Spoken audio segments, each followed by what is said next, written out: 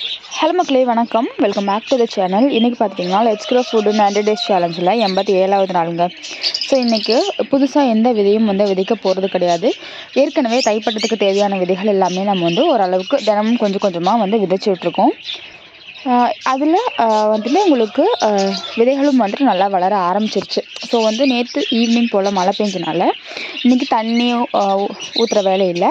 So climate கொஞ்சம் மோடமாக இருக்கிறதுனால நம்ம உரமும் எதுவுமே கொடுக்க போகிறதில்ல. ஏன் அப்படின்னா, இப்போ நம்ம உரம் கொடுத்துட்டு போகிறோன்னு வைங்களேன், மத்தியானமோ இல்லை சாயந்தரமோ மழை வந்துருச்சு அப்படின்னா அந்த உரம் வேஸ்ட்டாக தான் போகும். ஸோ அதனால் ஒரு 2 நாள் ஹோல்ட் பண்ணிவிட்டு அதுக்கப்புறமா என்ன நம்ம கொடுக்கணும், புதுசாக மண்கலவை தயார் பண்ணணும் அப்படின்னாலும் நம்ம தயார் பண்ணிக்கலாம் அப்படின்னு வெயிட் பண்ணிகிட்ருக்குங்க. நம்ம கத்திரி செடிகள்லாம் ஒரு செட்டு காய்ச்சி முடிச்சுட்டு அடுத்து பூக்களும் பிஞ்சுக்களும் வச்சுருக்கு. ஸோ இது கத்தரி பழம். இது வரி கத்தரி. இந்த மாதிரி நல்லா பழுத்ததுக்கப்புறமா இன்னும் நல்லா அதாவது இன்னும் நல்ல எல்லோ கலர் வரும். ஸோ வந்ததுக்கப்புறமா இதை நம்ம சேகரித்து விதைகள் எடுத்து வச்சுக்கலாம்.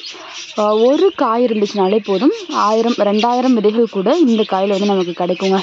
ஸோ ஒரு விதைகளாக பொறுத்தளவில் கத்திரிக்காயில் ஒரு பழம் நீங்கள் விதைக்கு விட்டாலே போதும், நிறைய விதைகள் போதுங்கிற அளவுக்கு விதைகள் இதில் கிடைக்கும். ஸோ இதில் மாவு பூச்சி தொல்லையும் இருக்குது. பார்க்கும்போது தட்டி விட்டுருவேன் இந்த மாவு பூச்சியை. ஏன்னா நமக்கு கிளைமேட் நம்ம நினைக்கிற மாதிரி இல்லை. ஸோ இன்றைக்கி நம்ம பூச்சி இருக்குது, நாளைக்கு மருந்து அடிச்சுட்டு போயிடலாம் அப்படின்னு நினைக்கும்போது நாளைக்கு மழை வரும். அப்போ நம்ம எதுவுமே பண்ண முடியறதில்ல. அதனால் பார்க்கும்போது இந்த மாவு பூச்சி இப்படி தட்டி விட்டுறதுங்க.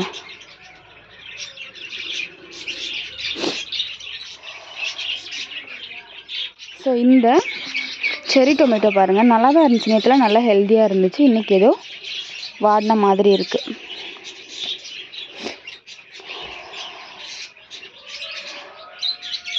எல்லாமே உடஞ்சி போன மாதிரி ஆயிடுச்சு. ஸோ இதையும் ரெடி பண்ணணும். இது ஒரு 2-3 மாதமாகவே இந்த செடி நம்மக்கிட்ட இருக்குது. ஸோ நமக்கு நான் தான் சொன்னேன்ல, நம்ம தோட்டத்தை விட்டு போகாத ஒரு செடி அப்படின்னா இது.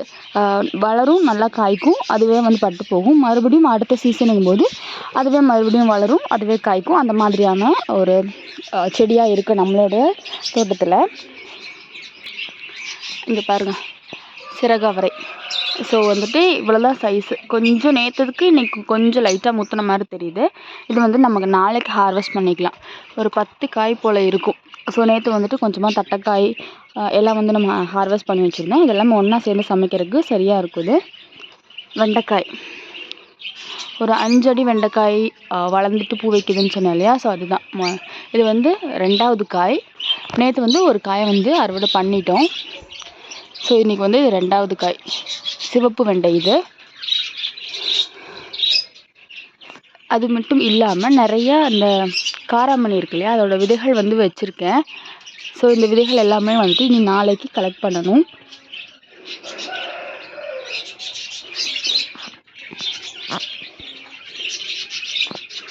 இந்த மூக்குத்தி அவரை பாருங்கள், நமக்கு முதல் சீசன் காய்ச்சிது இல்லையா? ஸோ நம்ம ஒரு 10 நாளுக்கு முன்னாடி நிறைய மூக்குத்தி அவரைகள் காய்ச்சிட்ருக்கு அப்படின்னு சொன்னோம் இல்லையா? ஸோ அது காய்ச்சிட்டு ஒரு 10 நாள் ரெஸ்ட் எடுத்துச்சு. ஸோ அந்த ரெஸ்ட் எதுக்கு அப்படின்னா, மறுபடியும் புது கிளைகள் வளர்கிறதுக்கு. இந்த புது கிளைகள் பூவோடு வளருது. ஸோ இந்த கிளைகள் பார்த்துட்டிங்கன்னா அடுத்த செட்டு பூக்கள் வச்சு காய்கள் காய்க்கும். இங்கே இதெல்லாமே புது கிளை, இப்போ வளர்கிற புது கிளைங்க. ஸோ அதுவுமே இந்த கொடி வகைகளுமே பார்த்திங்கன்னா, நம்ம விதை போடுறோம் அப்படின்னா ஃபஸ்ட்டு ஒரு செட்டு நல்லா காய்க்குது. அப்புறமா கொஞ்சம் ரெஸ்ட் எடுத்துகிட்டு அதுக்குள்ளே சில சேஞ்சஸ்லாம் பண்ணிட்டு மறுபடியும் அடுத்த காய்ப்பு வருது. இந்த மாதிரி ரெஸ்ட் எடுத்து அது காய்கள் காய்க்குது. ஸோ குடம் தக்காளி கோழி தட்டி விட்டுருச்சு போல். ஸோ இவ்வளோதான் காய்.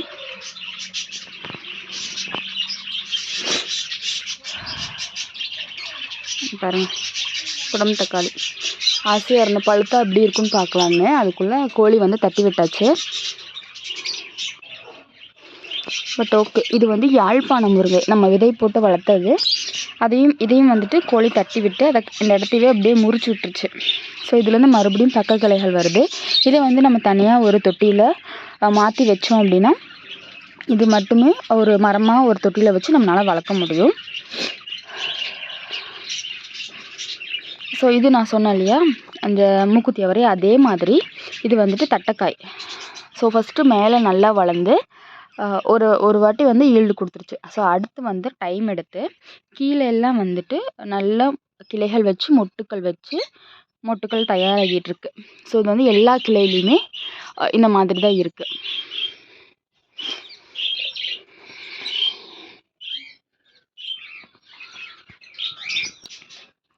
அடுத்ததாக செடி அவரைங்க. ஸோ நேற்று வந்து அந்த பூக்கள்லாம் கொட்டுறதுக்கு வந்துட்டு அந்த சுண்ணாம்பு கரைசல் நம்ம கொடுத்தோம் இல்லையா, ஸோ அந்த செடியில் பாருங்கள். ஸோ அவரைக்கு வந்துட்டு இது ரொம்ப காமனான விஷயம். முதல் வரக்கூடிய பூக்கள் பார்த்துட்டிங்கன்னா உதிரும், சரியாக வந்து காய் பிடிக்காது. அதுக்கப்புறமா வரக்கூடிய பூக்கள் எல்லாமே வந்து காய் பிடிக்கும். ஸோ அதே தான் இங்கேயும் நடக்குது. ஸோ நமக்கு வந்து நிறைய பூ உதிர்வு இருக்குது அப்படிங்கும்போது அந்த கரைசல் வந்து நம்ம கொடுக்கலாம். இல்லை நீங்கள் வந்துட்டு ப்ரிகாஷனாக வந்து கொடுக்குறீங்க, எனக்கு வந்து உரமாக வந்து நான் அதை கொடுத்துட்றேன் அப்படிங்கும்போது நீங்கள் அது தாராளமாக கொடுக்கலாம். ஸோ பூக்கள் வந்து பிஞ்சுகளாக மாறும். பாருங்கள், ஒரே கொத்தில் எவ்வளோ பூ பாருங்கள், ஒரு 6-7 பூக்கிட்ட இருக்குது. ஸோ இதுதான் வந்துட்டு அந்த செடி அவரையோட ஒரு சிறப்பு. ஸோ இந்த வீடியோ வந்துட்டு உங்களுக்கு பிடிச்சிருக்கு அப்படின்னு நினைக்கிறேன். வீடியோ பிடிச்சிருக்கு அப்படின்னா லைக் பண்ணிக்கோங்க. தேங்க்யூ.